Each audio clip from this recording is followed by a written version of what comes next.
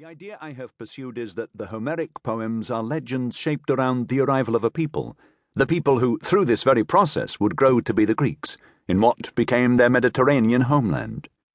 The poems are the myths of the origin of Greek consciousness, not as a perfect but as a complex, uneasy thing. As a civilization, what emerged in Greece was distinct from both the northern steppelands of the Bronze Age and the autocratic bureaucracies of the Near East, and fused qualities of both.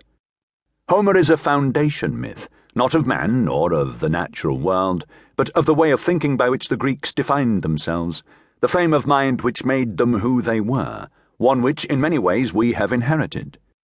The troubled world described by Homer remains strangely familiar.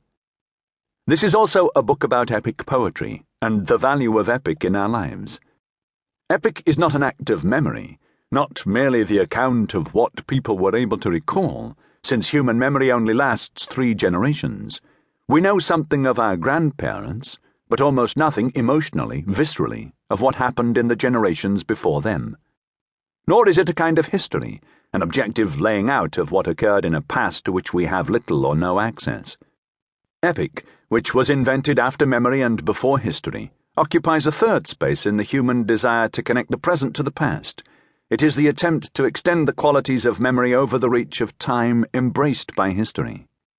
Epic's purpose is to make the distant past as immediate to us as our own lives, to make the great stories of long ago beautiful and painful now. A wonderful painting of epic itself survives from Mycenaean Greece. In the summer of 1939, the University of Cincinnati archaeologist Carl Blegen, along with a Greek team, began excavating the Mycenaean palace of Pylos in the southwestern Peloponnese. In the great columned room at the center of the palace, Blegen discovered, in pieces on the floor, where it had been dumped by the fire that brought the Mycenaean world to an end around 1200 BC, a revelatory fresco.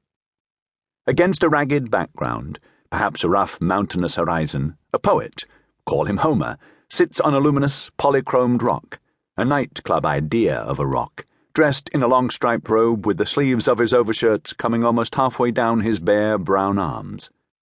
His hair is braided, tendrils of it running down his neck and onto his back.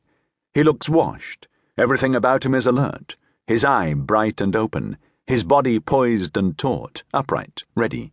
In his arms he holds a large 5-stringed lyre, the fingers of his right hand plucking at those strings, which bend to his touch.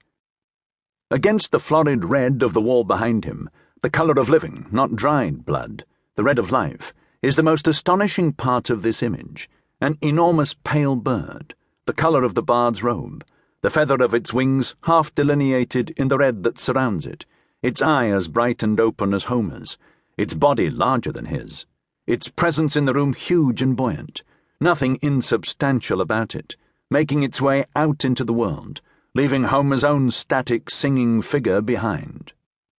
The bird is poetry itself taking wing, so big, so much stronger than little Homer with his hairdo and his fingers on the lyre.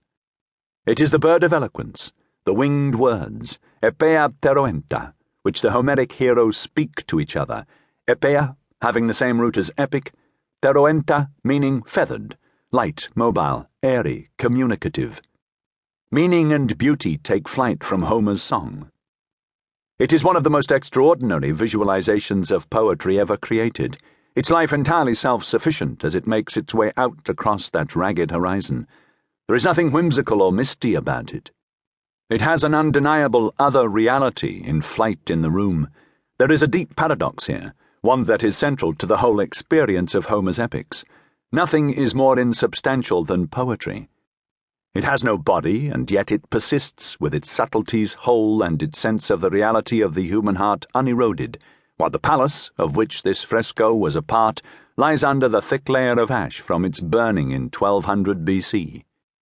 Nothing with less substance than epic, nothing more lasting.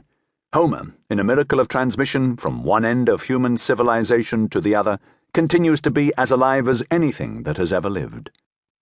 Homer is no wild, Gothic figure.